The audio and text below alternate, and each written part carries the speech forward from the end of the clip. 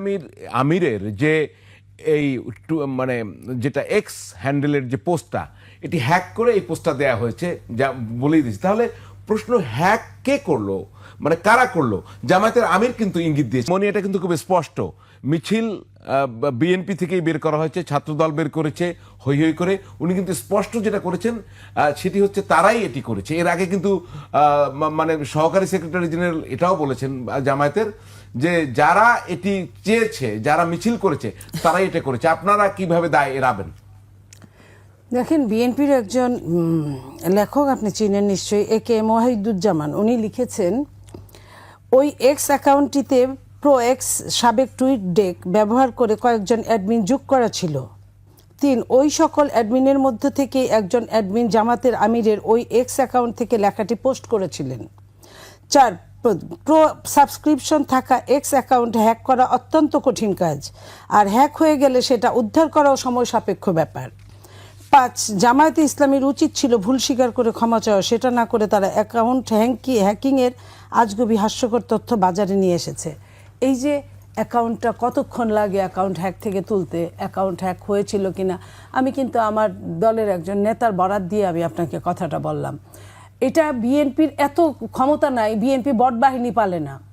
যারা আইটি সেক্টরে কারি টাকা ঢালছে, হাজার লক্ষ লক্ষ হাজার হাজার সিম তারা এক্সট্রা ইউজ করছে, যাকে তাকে আপনার সাইবার বুলিং এর শিকার করছে, যেটা যা ইচ্ছা তাই করছে এই সাইবারের মধ্যে।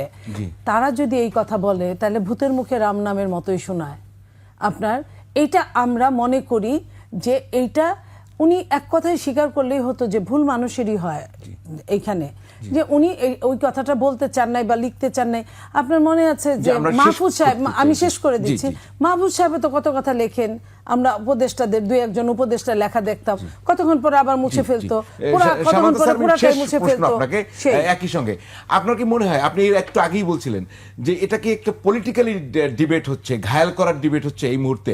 মূল জায়গায় আমরা অ্যাড্রেস করতে পারছি, নারীর মান বা তার মর্যাদা সমুন্নত করার চেয়ে দুটি রাজনৈতিক দল কি এখন বিবাদে জড়ানো এই বিষয় নিয়ে? একদম সংক্ষেপে জবাব চাই। মানে এটা তো অবশ্যই, এটা নিয়ে আমার আর বেশি কিছু বলার নেই। আমি যেটা একটু বলতে মিস করেছিলাম আমি একটু বলি। ইসলামের যে আপনি কোরআন যেভাবে পড়বেন, আরবি পড়ার একটা, আমি যতটুকু জানি ততটুকু বলি। প্রত্যেকটা আরবি ওয়ার্ডের মূল রুট আছে, আরবি রুট আছে। সো যে শব্দটা, আমি যদি ভুল করে না থাকি, আপা যে আয়াতটা মানে রিসাইট করেছেন, সেখানে কওয়ামুন তো মূল রুটটা হচ্ছে কাফ ওয়াও মিম। তাহলে কাফ ওয়াও মিম, এই মূল রুট থেকে কিন্তু অসংখ্য শব্দ এসেছে। আপনি যখন মূল রুটের শব্দটা জানবেন, তখন হচ্ছে আপনি ওই শব্দের সঠিক মিনিং এটা আপনি বুঝতে পারবেন। কখনো এমন হতে পারে ওই শব্দের সঠিক মিনিং বা ট্রান্সলেশন অন্য আরেকটা ভাষায় নাও থাকতে পারে। আমরা কোনো শব্দের যখন অনুবাদ করি, যেমন এখানে পরিচালক অনুবাদটা এসেছে, এটার কিন্তু অল্টারনেটিভ অনেক অনুবাদ থাকতে পারে। যেমন তত্ত্বাবধায়ক, এটা আরেকটা শব্দ হতে পারে। কম শব্দটা যে এখান থেকে এসেছে সেটার মূল রুট কিন্তু এটাই। সো আমার কাছে মনে হয় যে আপনি যেটা প্রশ্ন করেছেন এটা উত্তর আমি দিয়েছি আগে, আমি আর দিলাম না। এই বিষয়গুলো কোরআনের আয়াতের অনুবাদের ক্ষেত্রে অবশ্যই আমাদেরকে মূল রুটকে মাথায় রাখা। অসংখ্য ধন্যবাদ সামান্থা শারমিন।